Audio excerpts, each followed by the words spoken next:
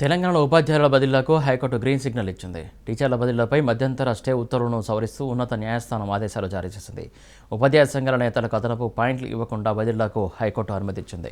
ఉపాధ్యాయ దంపతులకు అదనపు పాయింట్లు కేటాయించడానికి అనుమతి మంజూరు చేసింది. భార్యాభర్తలు కలిసి ఉండాలన్నదే ఈ నిబంధన ఉద్దేశమని హైకోర్టు స్పష్టం చేసింది.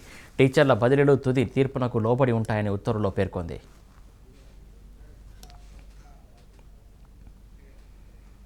సెప్టెంబర్ 18వ తేదీ నుంచి తిరుమల శ్రీ వెంకటేశ్వర స్వామి వారి బ్రహ్మోత్సవాలు ప్రారంభం కానున్నాయి.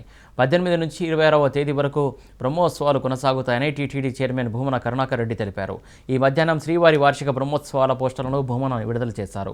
ఈ కార్యక్రమంలో టీటీడీ ఈవో ధర్మారెడ్డితో పాటు ఇతర అధికారులు పాల్గొన్నారు.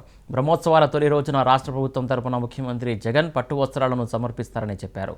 22న గరుడ సేవ, 23న స్వర్ణరథం, 25న రథోత్సవం, 26న చక్రస్నానం, ధ్వజారోహణం నిర్వహిస్తామని వెల్లడించారు. ఈ ఏడాది అధిక మాసం కారణంగా 2 బ్రహ్మోత్సవాలను నిర్వహించనున్నట్టు తెలిపారు. భక్తుల వస్తువులు భద్రతపై అన్ని చర్యలు తీసుకుంటున్నట్టు చెప్పారు. వారు బ్రహ్మోత్సవాలు సాలకట్ల బ్రహ్మోత్సవాలు సెప్టెంబర్ నెల 18వ తారీఖు నుండి 26వ తారీఖు వరకు జరగబోతున్నాయి.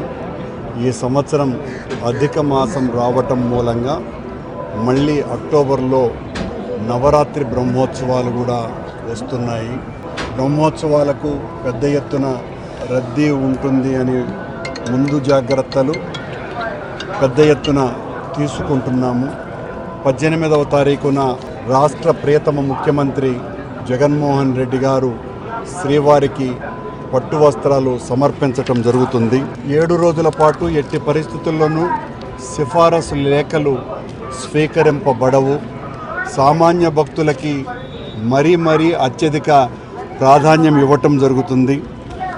భక్తులకు ఏ రకంగా ఇబ్బంది కలగకుండా పటిష్టమైనటువంటి భద్రతా చర్యలు, వాళ్లకు కావలసినటువంటి అన్ని విధాల సౌకర్యాలు మెరుగైన రీతిలో